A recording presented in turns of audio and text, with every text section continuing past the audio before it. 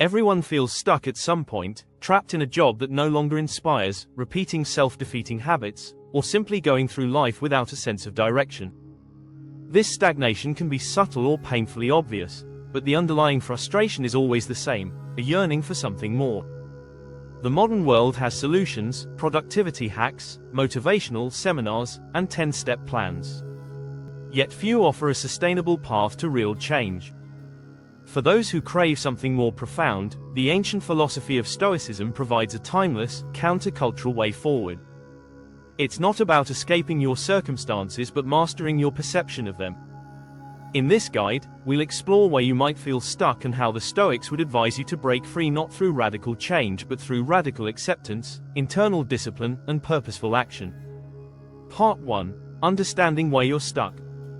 1. You're focused on what you can't control. One of the core tenets of Stoicism, famously outlined by Epictetus, is dividing life into two categories: what you can control and what you can't. Most of our suffering arises when we invert this truth. When you obsess over outcomes, whether your boss will notice your effort, whether the market will turn in your favor, or whether other people approve of your choices, you hand over your emotional well-being to forces outside your influence. Naturally, you feel powerless. Freedom is the only worthy goal in life. It is won by disregarding things that lie beyond our control. Epictetus. Feeling stuck often stems from a fixation on external validation, uncontrollable outcomes, or idealized life versions.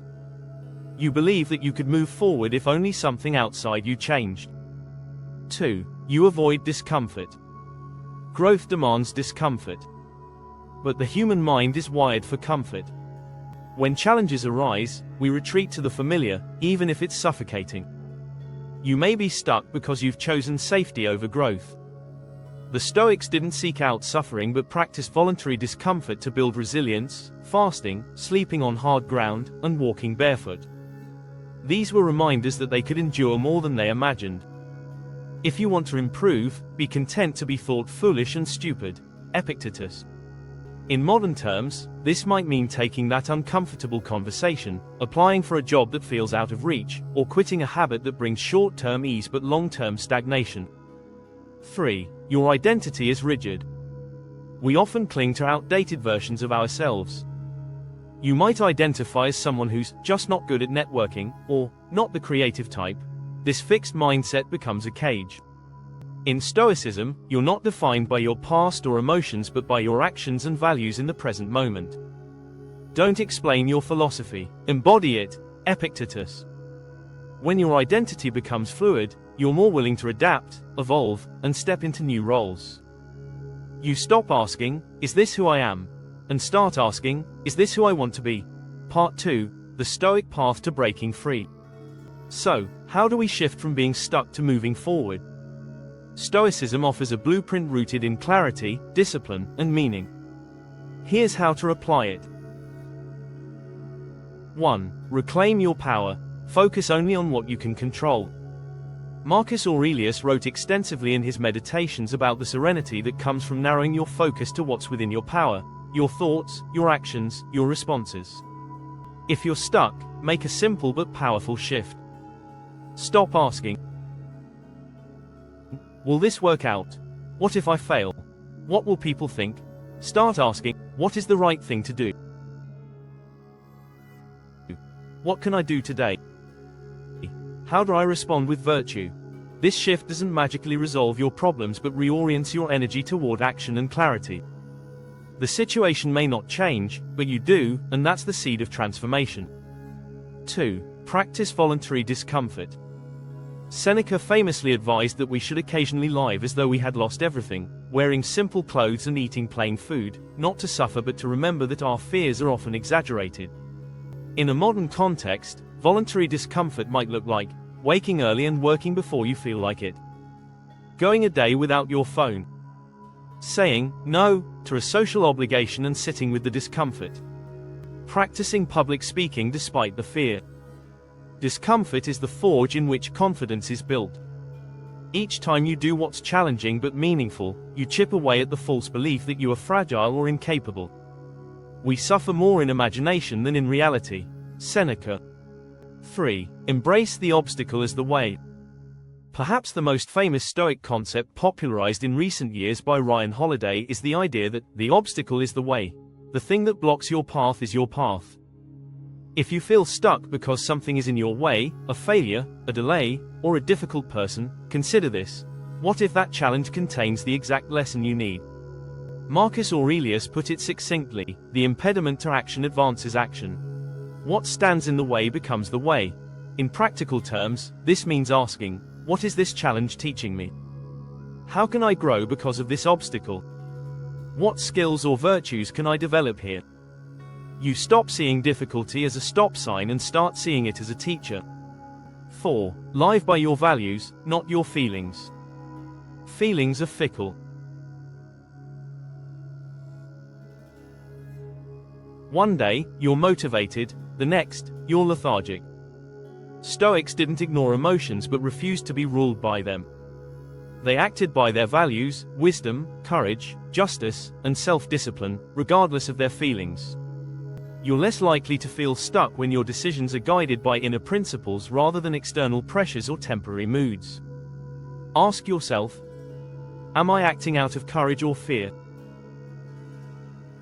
Is this choice aligned with my deepest values? Would my future self thank me for this? When your actions are value-driven, even small steps carry immense meaning. 5. Reflect daily. The Stoics emphasized premeditation, foreseeing difficulties, and evening reflection as tools for inner mastery. You can build your daily Stoic ritual. Morning, visualize your day. Consider the challenges you might face.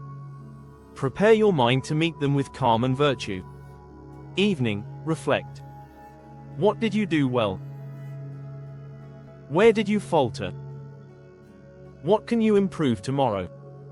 This consistent, honest reflection breaks the loop of unconscious living and puts you back in charge.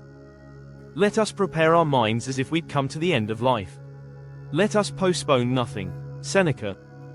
Part 3. Living the growth-oriented life. Breaking free isn't about escaping your current life. It's about transforming how you engage with it. The Stoic approach to growth is not glamorous. It doesn't promise overnight change. But it's real, resilient, and radically effective. 1. Know your why. Purpose fuels progress. You'll lose momentum if you don't know what you're growing for. The Stoics didn't believe in aimless self-improvement. Their goal was to live a life of virtue, to be helpful, wise, and just. What are you here to do? Who do you want to be today, not in a perfect future? Let your why be bigger than your fear. 2. Cultivate inner freedom. True freedom, the Stoics taught, isn't found in possessions, praise, or control over others. It's maintaining your principles no matter what's happening outside you. When you practice Stoicism, you may face obstacles, fear, or experience setbacks, but they won't own you. That's freedom. No man is free who is not master of himself. Epictetus. 3. Take the next right action. You don't need to figure it all out. You need to take the next right step, however small. Write one paragraph. Send one message. Apologize. Stand up. Let go. The Stoic mindset is deeply action-oriented. They didn't believe in perfect conditions or endless planning. They acted, evaluated, and refined. Waste no more time arguing what a good man should be. B1. Marcus Aurelius. You are not stuck, you're unaware of your power. Feeling stuck is a signal, not a sentence. It tells you that something must change, not out there but in here. The Stoics would have you look inward, not to escape your emotions, but to master them, not to deny difficulty, but to face it with grace, not to wait for a new life, but to live well in this one. You are not fragile. You are not broken. You are not stuck forever. You can live with purpose, clarity, and strength starting today. So stop waiting for permission. Don't look for the perfect plan. Return to what's in your control, act with virtue, and keep going. Your freedom is not ahead of you. It's already within you.